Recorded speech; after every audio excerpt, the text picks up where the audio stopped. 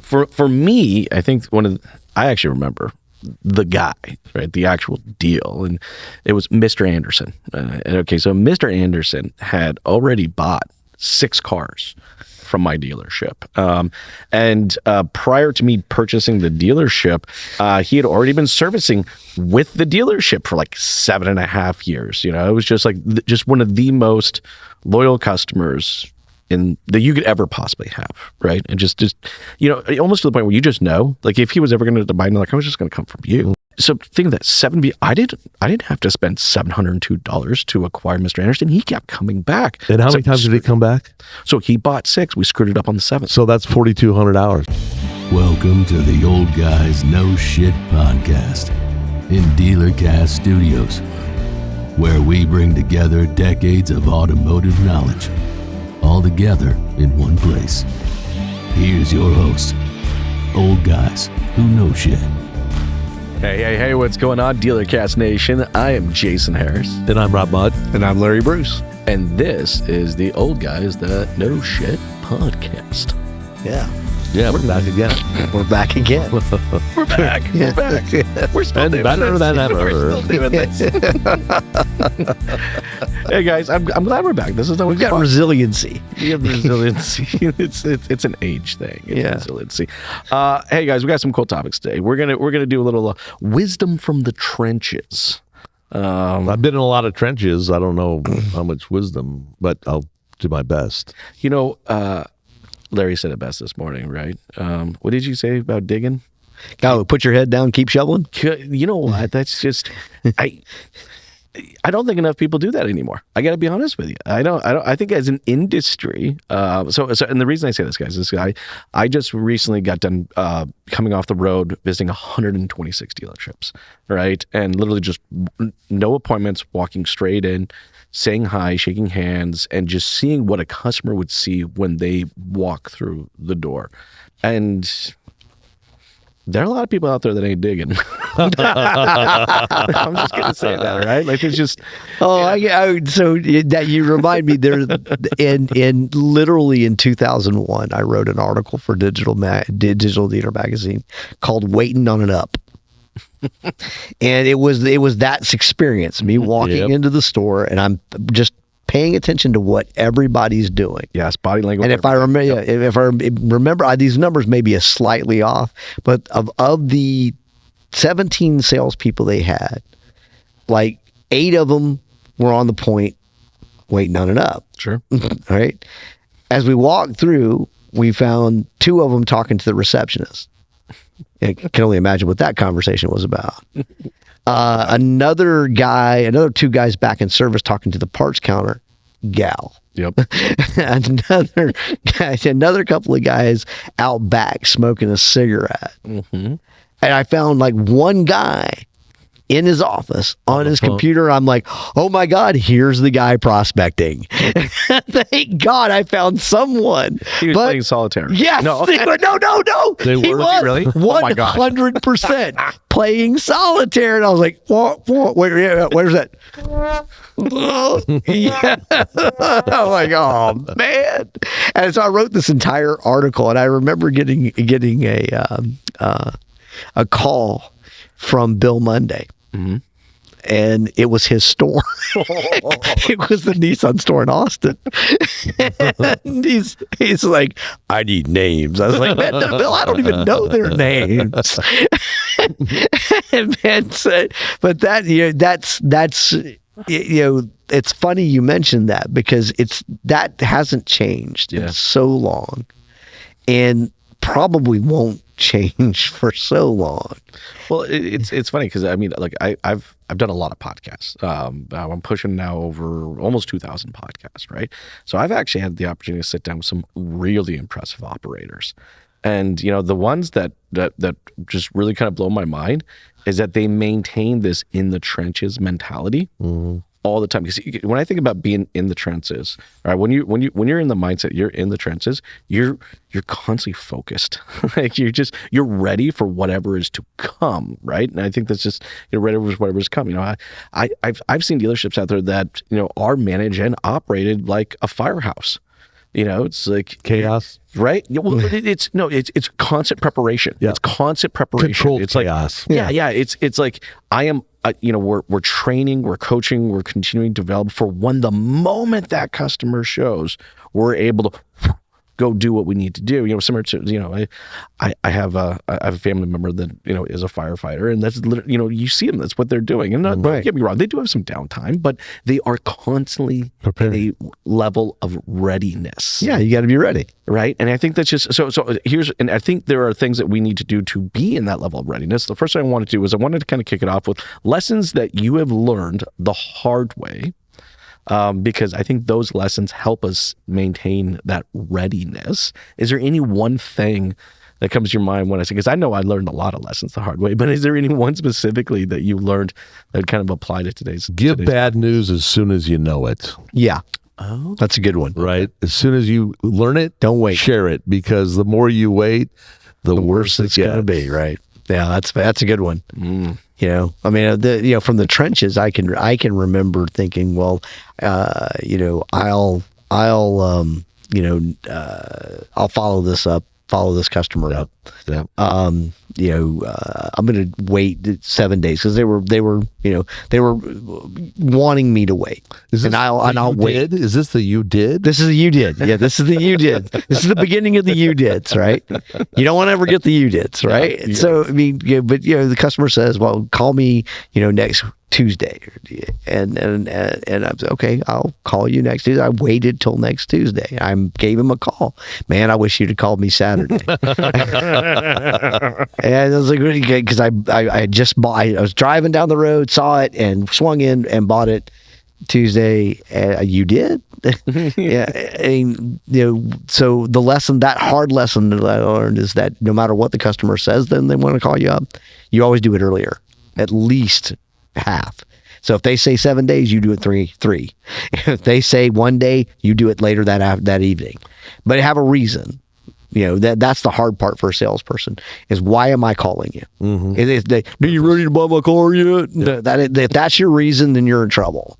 Have some information. Have a reason why you're calling. I'm delivering you new information. I'm calling you right now. It's urgent because this rebate change or this pricing change, or I was able to get this much more for your trade. Have a reason, but make that call early. yes. Be early. Always better to be early than late. If late is the you did. Yes, that hurts. You did suck.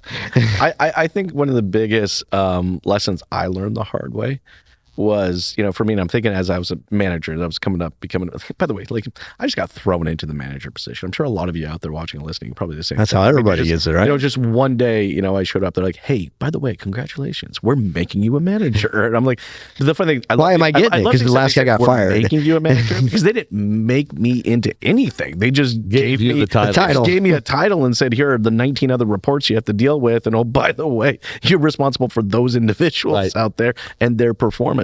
So one of the hardest lessons I learned was that I can't do everything myself. And, when growing up, when I was a kid, I did a sport that was just myself, right? I didn't do a lot of team sports. So I was just always reliant on just my abilities to get something done. And even as a salesperson, I was like this too, right? And I finally had a mentor I had come in, and this was at a salesperson's level. They go, why that person left? I said, boss. I grinded them for 3.5 hours. Okay. There's no way anybody else was going to do anything different than what I just did. Well, you're not going to know that now, are you? So just getting another person in front of them, because how often did that happen, right? For 45 minutes, I'm articulating a reason why you should be buying into something or buying this product, and then someone around comes in and pretty much verbatim says the same thing I said, but they're like, oh, okay, yeah, you're right. Maybe I should do that. And then, that bugged me. But then I think later on as I became a manager, I'm like, actually, no, that is actually incredibly important that, we don't have to do everything completely on. I need to have a collaborative mindset around every objective that I approach. And I learned that the hard way, because there was a lot that I probably could have obtained if I maintained that. Instead, I just try to do it all myself. So that was something I learned the hard way for sure. It hurt. It stung a little bit. Are you waiting for another one from me? I'm waiting. I was going to give you the No, opportunity. If you guys, I'll give. Let's get into our next one because this one's fun. The deal that got away. so the little story time. All right. So maybe the one that still stings, or just what did it teach you? What was that teachable moment? I guess with the one that got away. Oh God, the one that got away. There's probably a lot that got away that I don't even remember, but usually that got away because the planning was weak. I didn't plan preparation for the success, right? Preparation for where you're at, where you need to get to, and what's the outcome that you want to have, right? And not being prepared, winging it, right? Oh, I can, right? I got this. I got it. Yeah, I've done no enough problem. times. I've done enough times. That's probably the one thing that will kill you the quickest is, and I used to hear it all the time in the dealership. I think I fired a few people over this, but I don't need the practice. Right. Right. Wait, you kind of do. Yeah. And but the fact that you don't think you need the practice, you're the one that needs it the most. And usually it was the guy that was the most arrogant guy to save that, right? I don't need the practice. Oh well, yeah. Well, that brings you to the next. I think we're going to end up with a Zieglerism like every episode from now until forever. But so Ziegler would tell this story of going into a car store where the guy said, the guy that invariably you get the old car dog who go and say, well, I've been doing this for 45 years, and Ziegler's response was always, well, I appreciate you that you got up in front of all these people and announced to them that you've been stuck in the entry level of your car career for the last 45 years.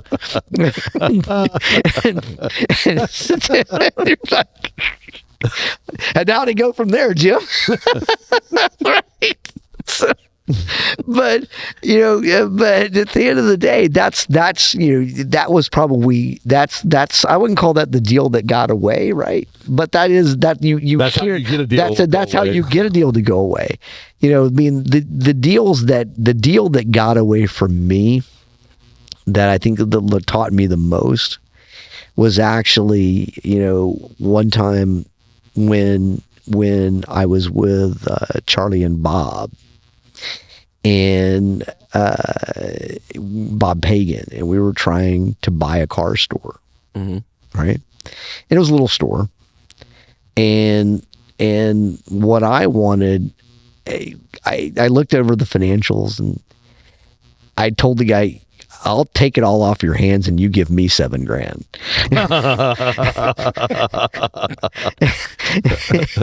And that was the negotiation tactic. Yeah, that was it. Yeah, it's like, how about I just take this thing off your hand and you give me $7,000? Yeah, and at the end of the day, we ended up not closing the deal, and another guy bought it, and it turned into be a very successful store. But the way I looked at it was, look, you looking just straight by the numbers. As a transaction, it just wasn't there. But so when I look at a deal like that, I don't look at it by the numbers, by the dog. What can I do with it? Yeah. What's that market? What can I do with it? What's the potential for the store? Not what the store is doing now, but what is the potential for the store? Yeah. That was looking at it and going, what's the store doing now? What's it worth? And it was worth much more than that. I wish I'd got it closed. Yeah. But I didn't. Yeah. No, that's a good point, because a lot of things just get done by the spreadsheet, right? Yeah. Yes. And it's not, do you want to steal something? Yeah, probably everyone wants to steal something. But more than that, is it the ability to build it into something else? What's the vision for it? If you're just buying paper, you're buying paper. That's a banker's job, right? Yeah. If you're buying a dealership, I suppose, or any other business, what can I grow it into, right? Yes. Otherwise, why do it? Well, exactly, right? For me, I think I actually remember the guy, right? The actual deal. And it was Mr. Anderson. Okay, so Mr. Anderson had already bought 6 cars from my dealership.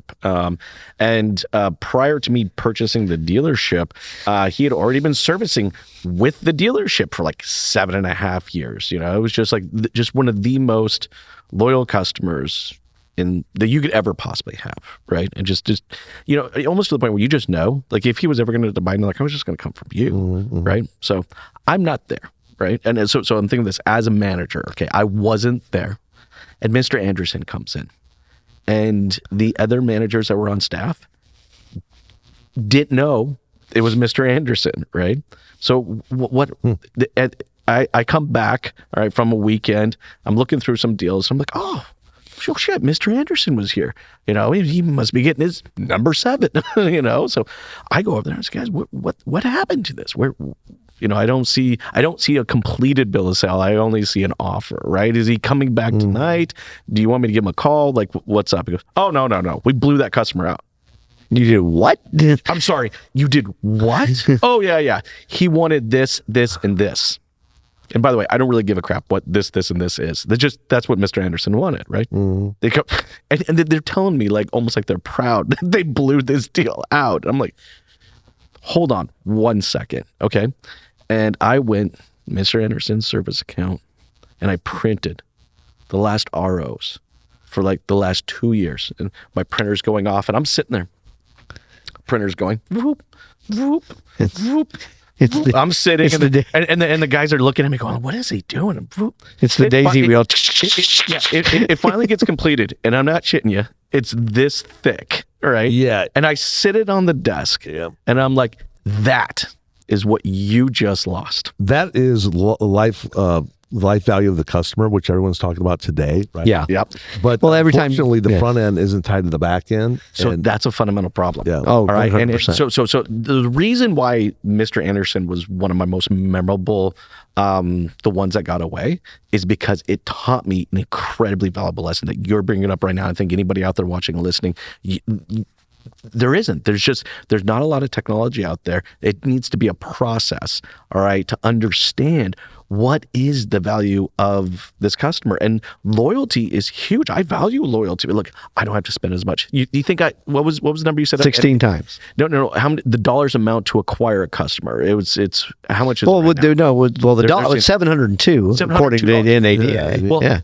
So think of that. I didn't have to spend $702 to acquire Mr. Anderson. He kept coming back. And how many times did he come back? So he bought 6. We screwed it up on the 7th. So that's 4,200 hours. Right? So the hours, the money invested, all lost, all right, because there was a breakdown in a process where just because I wasn't, see, and I'm sure anybody out there that's a manager right now, you've probably had this exact same experience where you come in on your day off, you're like, what? Mr. Smith was here? What happened? What do you mean? Like, you know, because like they don't walk in with shirts that say VIP on it, right? Like, and I just don't think we think enough about that.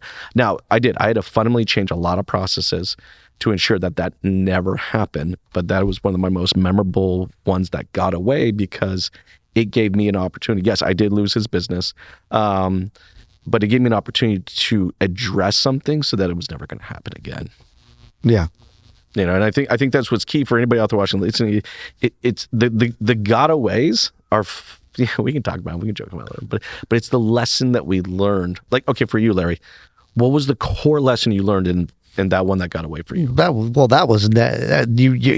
It transcended over into, you know, how we bought used cars from that point forward and everything else. But don't look at it for what it shows on paper. What is its potential? Don't look at the car for what the book value is. Yeah. Look at the car for what you can sell it for. Right. I mean, it became more about what you can do with the opportunity being presented to you to buy than it became about what's that actually worth? What's it worth? Because what's it worth to you is not what it's worth to somebody else, right? So the perception was the big one. And Rob, for you, like the getting, you know, losing it because of lack of preparation, that had to sting. What did you have to put in place to make sure that didn't happen again? You had to have a pre-sale list sheet, right? Do you do this? Do we understand his market? Do we understand his current message or what maybe he's done in the past? Do you understand the media? Do you understand the market? What are you going to do? What's his unique selling proposition? All these things are preparedness for the account, and just showing up doesn't cut it. You got to be there, but you got to be prepared, and preparation is key when you're trying to get a guy's budget. It is that, and let them think that you're going to do a better job with that money than the person that they currently are using, yet you weren't prepared for the meeting. 100%. And it's funny. I think how this translates into our operations is the save a deal. It's the same thing. Do you guys still do? I don't see these anymore too often. Save a deal meetings? No. Yeah. Save a deal meetings now. We built a whole report for this because I'm looking at the way a save a deal meeting used to be. Mm-hmm. Okay, is we would write deals. The deals would go to F&I.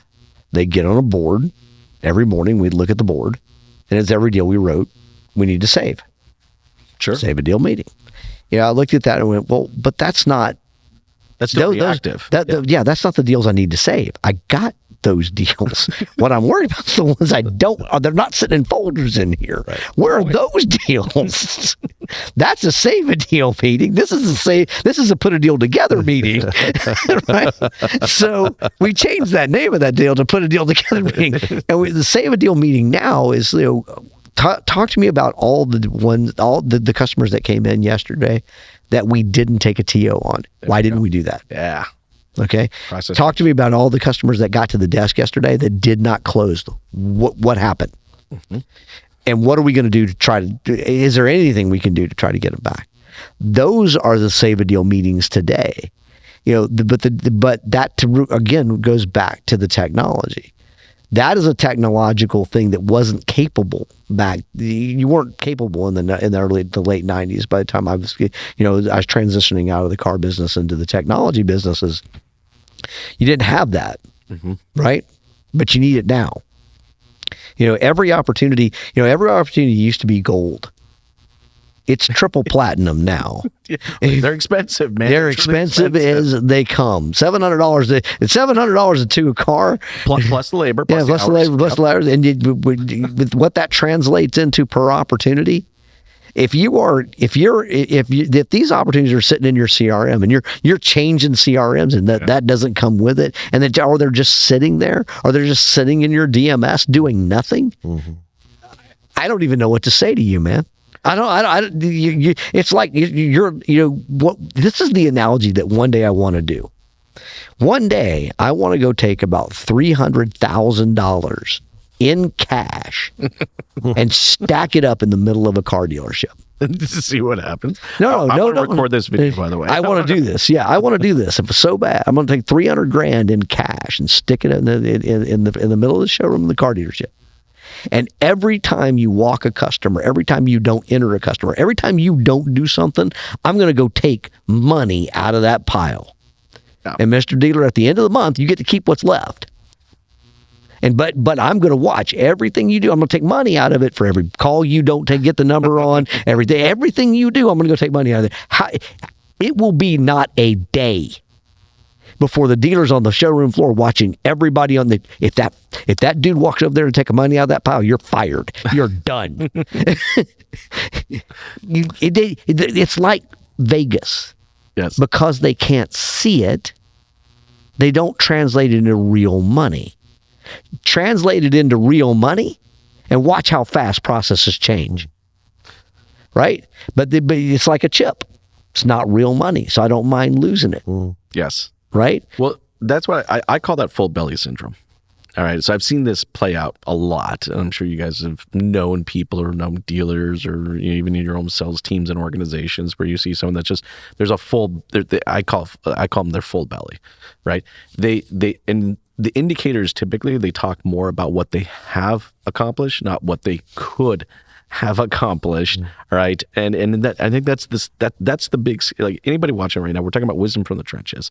And that is something that you got to train into your staff.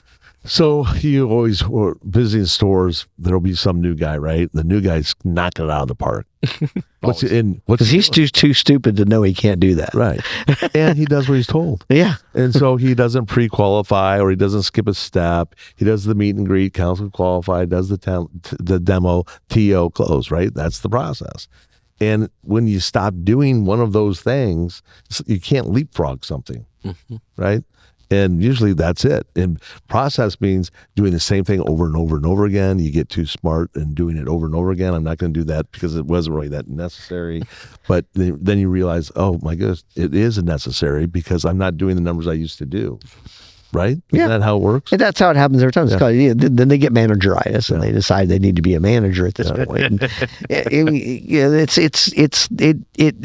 That's what's funny is it plays out. It plays out, and you watch it play out, and you go, "How many times is this going to play out before you're going to stop it? Is there any number, or is this just going to be?" And maybe it is the full belly syndrome where you're making money in spite of all of this, and that's okay. Exactly. Right. But I mean, I used to, we were talking about this, Rob and I, last week. It's just, I cannot stand the way nobody forecasts anymore, period, anyway. Mm-hmm. Right. But the way we did it before, I absolutely cannot stand. You pull some number out of your rear end based on what you did this time last year. I'm going to stick my finger up in the air. As opposed to looking at the market share. Yeah, just look at that. It is not difficult today to understand how many vehicles will likely be sold in your zip code. In the zip code of the two things you can sell. It is not hard. The technology, it's like the Bionic Man. We have the technology. We can rebuild you, Jim. Right. Hey, shout out to Lee Majors, good friend of mine. Lee, happy birthday, buddy. I saw it come up on my phone today. I owe you a steak dinner at Steak 48. I will get when I get back. When I get back, he collects. So make no mistake about it. But when I get back to Houston, we'll do it. We'll do it. Happy birthday, bud. That's awesome. That is. I'll tell you the story one day about how I met him. It was during COVID. All right, guys. I know we're getting towards the tail end of our conversation, but I wanted to bring one more. Again, just ideas, and we've been in the trenches, so this is what we're talking about. We've survived 4 recessions, a pandemic, and EV hype. All right, perspective on writing out market cycles and trends, and I think this is it's something that does come a little bit with experience. Like, when is something just a market cycle versus when something actually is a trend? There's a little bit of art to it, but I'd love to kind of get you guys' perspective of like, how do we ride these things out? When do we take action? When we don't take action? I think Larry said it when we first started talking. It's keep your head down and keep shoveling. Yeah, right.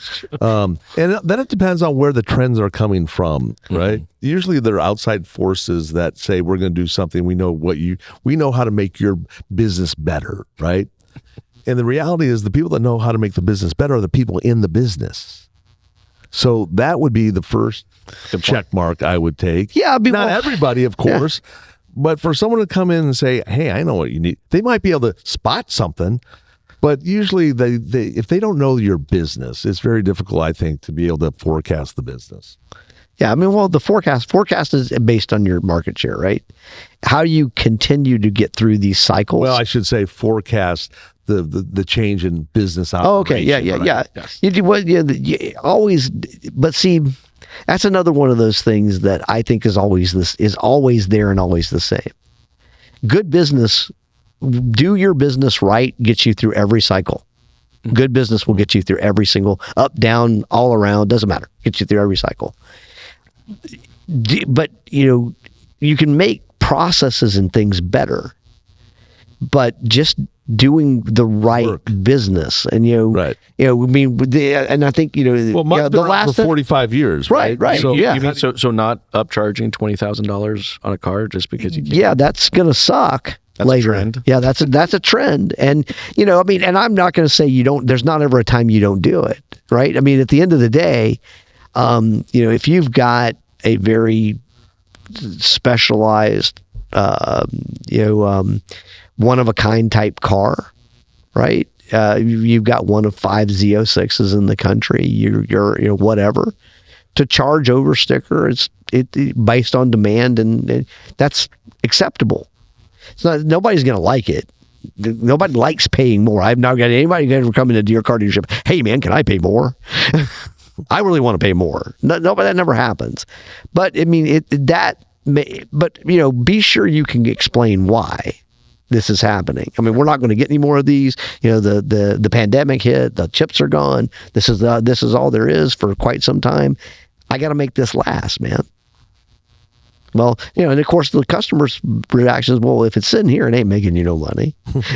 Right? If you're a smart negotiator as a customer, you're going, well, if it's sitting here, it's not making you, what's it lasting? You just like looking at it. You know, I'm not in love with any of these cars. That's the way I used to tell the salespeople all the time. I'm not in love with any one of these things. Everything I got's for sale.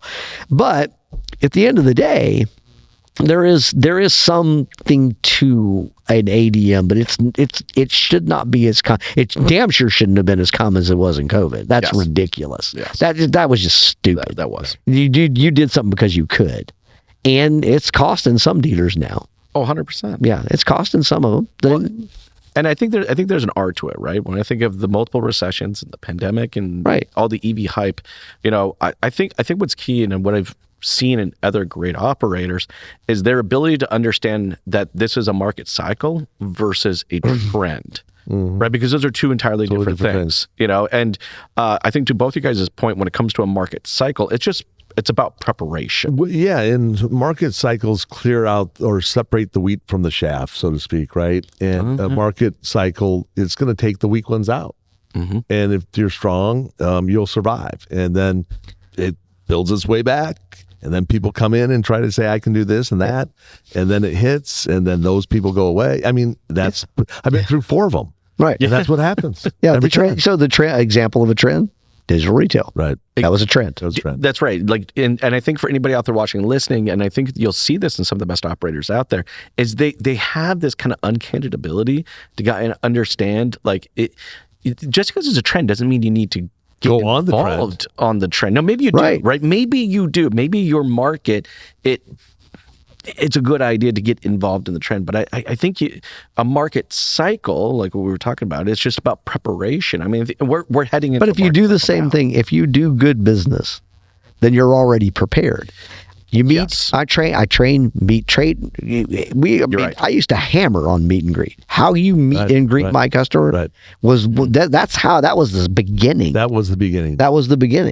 Right? So being always the meet and greet, you know, was always something that we practiced. Right. Right. I mean, and I don't see people do it today. I don't know why.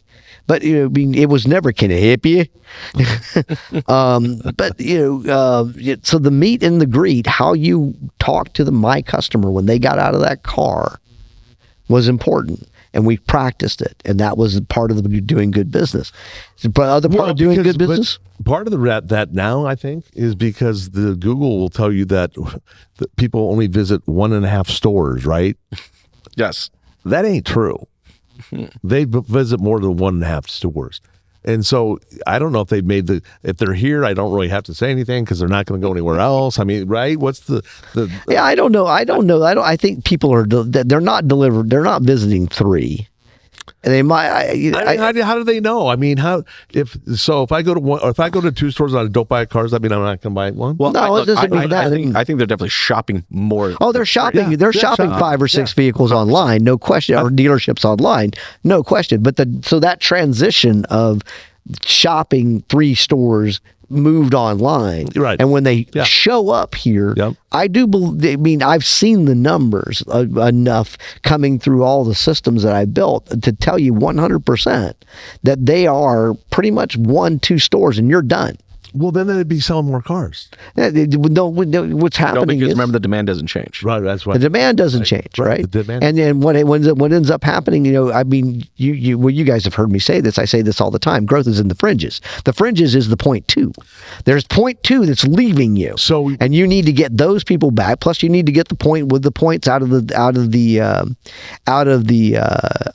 calls that are not being followed up on. Plus, you need to get all what you're not following. The growth is in those fringes. fringes, that's the dealers that get into the fringes, that get the processes into the places where they're not getting the business. You're going to get some business no matter what.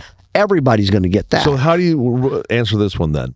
If 50% of my service customers didn't buy a car from me, right? Yep. Didn't buy 50%. Yeah. That means they're servicing. That's a geographical reason why, right? Yes. So something else took that person out of a geographical location that was convenient for them and pulled them somewhere else. Yep. They went and bought close to where, a lot of times it's that they went and bought close to where they live, but they work. Well, if and I've so got they're- 50%, so you're servicing on your way to work. That's a typical trend. that I don't know. No, I've seen that, and I've mapped that in 100 different ways. But I You'd be guess my surprised point- how often your service PMA Yep. and your sales PMA are very different. are different. Except for the fact that you have 50% of your service drive that you did not sell a car Right. to. So something different happened, right? Something happened that person went and bought a car elsewhere. I would suggest maybe it was probably based off a price or some sort. Yeah, of right? course it was. And then they come back. Something and that they saw in their shopping, either Yeah, you didn't right. have the inventory, Yeah. or you didn't maybe see the they bought right- it. They bought it used someplace else, and someplace you're else. servicing it.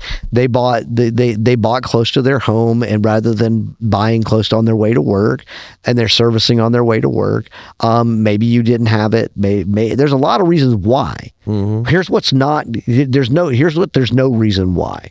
There's no reason why you shouldn't be talking to them to sell them the next That's one. one. Well, that's true. Well, that's There- 100%. there's a That's right. zero Yeah, reason yeah, why yeah, that all the other whys we can get into. Yep. Here's one you can't. Can't. Exactly. Right. So it's the silliness of it, right? It's the silliness of that's good business. It is. Right. Just good business. If is to try to sell everybody that I have some level of relationship to and constantly have conversation with them. That's just good business. You stop doing good business because Google told you everybody goes online and they're not going to be and you're not going to be you need to be online, and that's the only place you're going to be able to sell them. Right. That's bullshit. Correct. Okay, so that's the trend, right? And we bought into a really long trend. Well, long trend. And Right. at your own seminar, we had people in the audience that were car people that were saying that same thing that we were been telling them. Now they're telling us. Yeah, it takes a little Right? while to Takes come a- out of the takes a little fog, bit of time. right? Yeah. That fog. I mean, that Google's fog was thick. Thick. Very thick. You Very know, thick. hey man, they picked up the money. I'm not mad at them for No, doing it. I'm no. mad at us I'm mad at us The for lesson not learned. seeing it. That's the Yes. lesson learned. Lesson that learned. good, solid, common sense Sense. stuff Yes. is right. Well, and guys, literally, that is the theme of today's conversation. And I look, I know we're getting at the tail end of it. For everybody out there watching, listening, I really hope you guys have enjoyed this conversation, because I think we've talked about some great lessons, from those trenches. And you're right. Look, there's something that comes with experience, but I also think there's sometimes you just got to slow down before you to speed up, to identify and understand the differences between market cycles and trends. Taking the time to understand why they got away, and to Larry, the point you were talking about earlier, doing a real save a deal. Today's save a deal model needs to completely change. Like, you guys need to look at, do a real save a deal meeting, but do the save a deal meeting. Here's the thing. Yes. This is the thing that happens, and it happens in every business. Doesn't just happen in car business. Happens in every business. You get to doing it. You do it great for a week or a month, and then you stop. And right. You don't check yourself.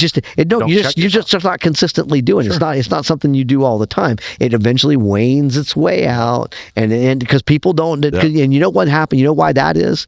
Because somebody doesn't own it. One person, a person needs to own that save a deal. That is so important, and that kind of, Rob, goes back to what you were saying about preparation. It's like someone had to own right that process and the creation of that process to ensure that you're and then someone has to make sure the person that owns it does it, right? So everything really starts here and gets up here eventually, right? Well, fish rots at the head. At the end of the day, Absolutely. the dealer And the dealer is the guy. It's your job to know what's going on. And so ideas that come from the top down aren't necessarily as good as the answers that come from the bottom up. And that's why we have to have these meetings. Right. Yeah. Right. Well, yeah. The save a deal meeting that you should. I mean, realistically, you should be having a save a deal meeting. You should be having a first of sales huddle. Sales. I don't know why we don't do this anymore. Sales huddle. First thing in the morning, 10 o'clock. We do that. Yeah. 9:30, 10 o'clock. Sales huddle. Yep. 15 minutes. Let's talk about what's important for the day. Right. Save a deal meeting. With what did we miss yesterday and what do we need to get done daily? There should be 4 check-ins a day with your salespeople who should be checking in with the desk. And are they getting things done? Are they doing things on social media? Are they out doing their prospecting? Are they in their follow-up? Are they doing these things?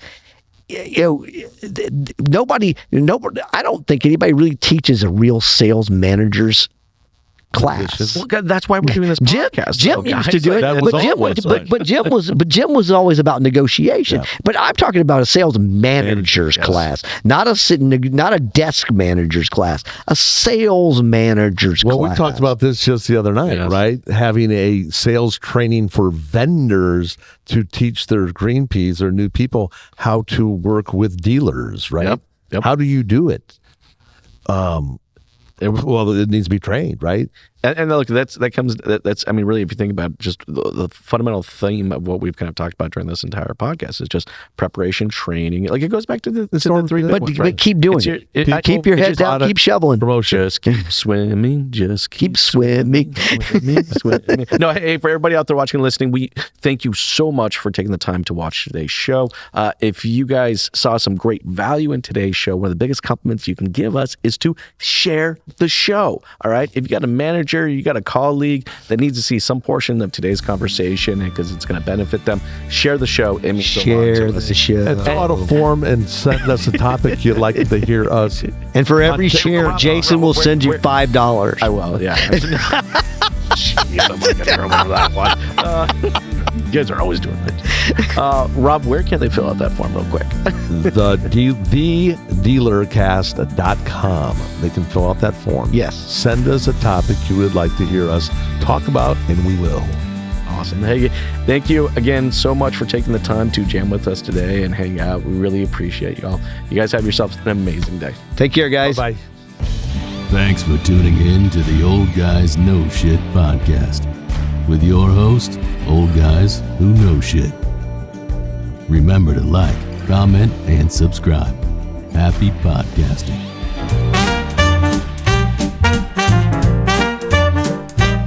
We've seen it all, been around the block. Sold a few cars and hit the clock. From radio ads to digital screens, from paper ledgers to machine-made dreams. We're the old guys that know shit. We watch the business change bit by bit. From ink on paper to AI's call, we've survived it all, standing tall. We're the old guys, yeah, we know shit. From the old ways to the new, we've seen it fit. Once you'd walk in and shake a hand. Now it's all apps and online plans. We traded flyers for digital ads, and social media made us all go mad. We're the old guys that know shit. We watch the business change bit by bit. From ink on paper to AI's call, we've survived it all, standing tall. We're the old guys, yeah, we know shit. From the old ways to the new, we've seen it fit. From car lots crowded with paper trails to platforms that never fail, we've learned the ropes, we've set the pace, and now we're surfing the digital space. We're the old guys that know shit. We watch the business change bit by bit. From ink on paper to AI's call, we've survived it all, standing tall.